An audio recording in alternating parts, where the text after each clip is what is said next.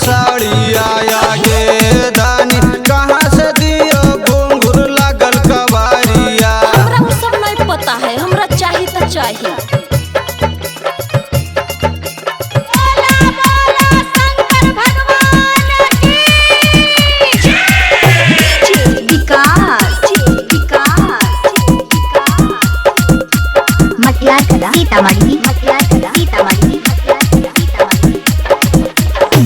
जलवा चढ़ाबे पिया बाबा धाम जइबै, सुल्तानगंज से पिया जलवा उठइबै।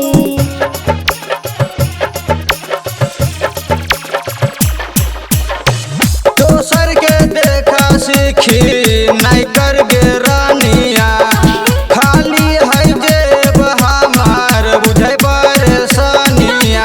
कीन के ले आहो साड़ी बेच दे हो गड़िया, अहो पिया लाई दाना घुंघरू लागल कवरिया। आगे दानी कहाँ से दियो घुंघरू लागल कवारिया। बोलियो ना हम कुछ न जानो हियो।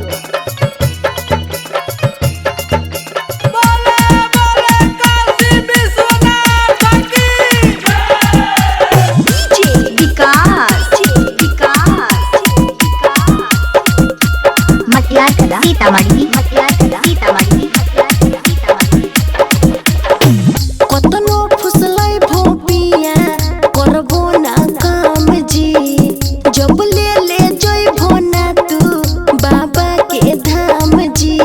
ए जी बुझला हमरा से एको काम नहीं